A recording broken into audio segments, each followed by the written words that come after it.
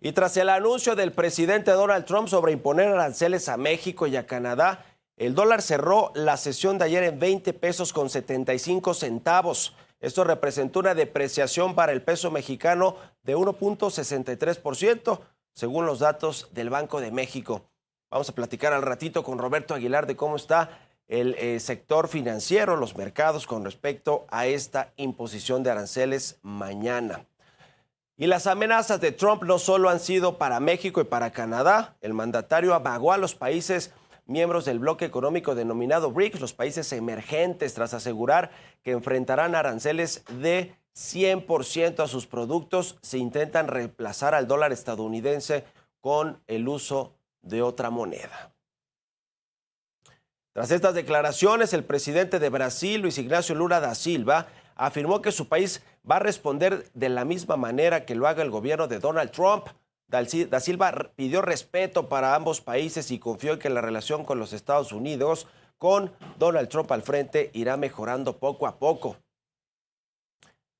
Y respecto al tema migratorio, este jueves un portavoz de la patrulla fronteriza aseguró que México prohibió a Estados Unidos el uso de su espacio aéreo cuando un avión de la Fuerza Aérea de Estados Unidos, que transportaba cerca de 80 migrantes guatemaltecos, pudiera aterrizar en nuestro territorio. Sin embargo, la Secretaría de Gobernación rechazó esta versión y señaló que ninguna autoridad del país vecino solicitó los permisos correspondientes para la llegada a territorio nacional de esta aeronave. Y por cierto, desde su regreso a la Casa Blanca, a la fecha, el gobierno de Donald Trump ha deportado a cerca de 6,000 personas. Esto como parte de sus políticas para frenar la migración en el territorio estadounidense. Esta es la información. Desde la llegada de Donald Trump a la presidencia de Estados Unidos, a México han sido deportadas casi 6,000 personas, informó la presidenta Claudia Sheinbaum en la mañanera de este 30 de enero. Desde Palacio Nacional, la primera mandataria aseguró que en ninguno de los casos han llegado con esposas en las muñecas. En todos los casos, cuando llegan a México, llegan sin esposa, sin ningún elemento. Cuando llegan, se les hace una entrevista para saber si hubo violación a sus derechos humanos.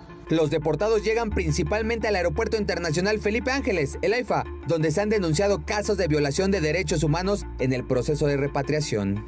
Tenemos de estos días 2 casos, uno de una mujer guatemalteca y otro de un compatriota que hablan de violación a sus derechos humanos. ¿Qué se hace en ese momento? Tanto la queja por parte de Relaciones Exteriores a la organización, a CBP en Estados Unidos, y una denuncia en Estados Unidos para que se revise el caso. En la conferencia matutina, la presidenta aprovechó para mostrar la carta que Relaciones Exteriores le envió a Google en el caso del nombre del Golfo de México. Citó una Convención de Naciones Unidas del Derecho del Mar, adoptada en la ciudad de Montego Bay, Jamaica, en 1982. Resulta imprescindible hacer de su conocimiento que, tomando en consideración que el Golfo de México abarca zonas marinas de 3 países, México, Cuba y Estados Unidos, el caso del decreto solo podría corresponder a las 12 millas náuticas a partir de las líneas de costa de los Estados Unidos de América. En sus órdenes ejecutivas, Donald Trump planteó cambiar el nombre del Golfo de México por Golfo de América. Carlos Navarro, Heraldo Media Group. En tanto, Marco Rubio, el jefe de la diplomacia estadounidense, aseguró que la propuesta de Donald Trump de comprar a Groenlandia no es una broma. Rubio advirtió que el objetivo de Trump no es adquirir las tierras por el simple hecho de tenerlas, sino de impulsar el interés nacional y económico de los Estados Unidos.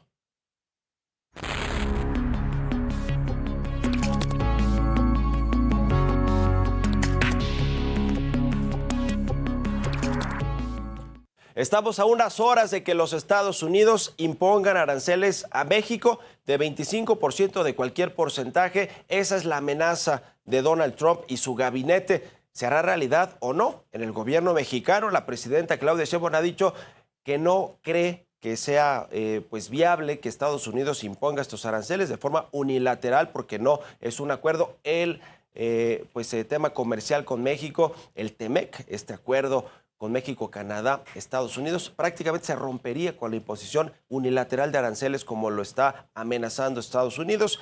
Si sucede o no, ese será un asunto que comenzaremos a ver a partir del fin de semana, cómo reaccionan los mercados, cómo reaccionan los inversionistas a una imposición de aranceles que pues haría un gran problema para las cadenas de valor de producción de México, Estados Unidos y por supuesto generaría un problema también para la economía mexicana en temas de inflación. Los productos serían más caros si México también le impone aranceles del mismo porcentaje que imponga Estados Unidos a México en productos clave y en sectores que más le importan a los Estados Unidos. Es decir, una guerra comercial generaría grandes problemas económicos para los dos países. En el caso de México y de Estados Unidos, bueno, pues generaría inflación, temas de empleo, temas de bajo crecimiento económico y puede generar, además de todo, una crisis económica, una recesión económica si hay la imposición de aranceles. En el gobierno mexicano, ya les decía, tanto la presidenta de México como el secretario de Economía, Marcelo Ebrard,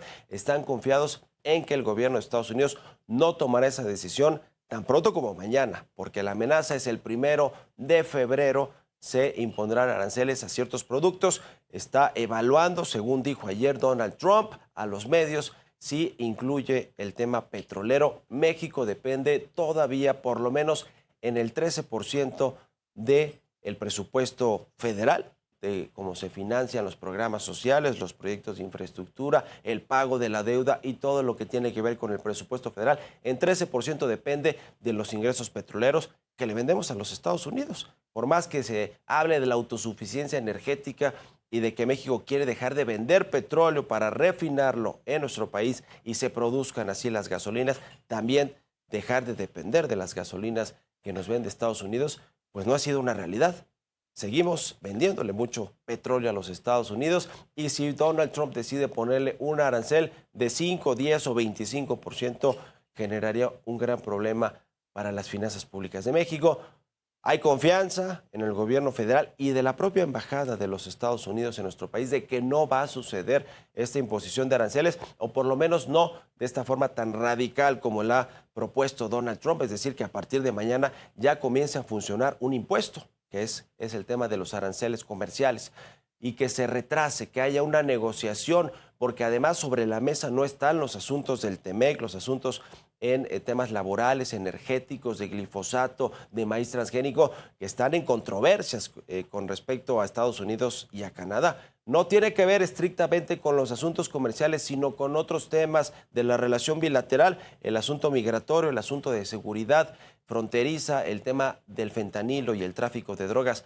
Todo esto es lo que Donald Trump y su gobierno quieren negociar con México y con Canadá antes de imponerle aranceles. Pero ayer Donald Trump pues consideró que es lo mejor para su país imponerle aranceles a sus dos principales socios comerciales, México y Canadá, de 25%. ¿Será una realidad o buscará la negociación Donald Trump antes de entrar a una guerra comercial?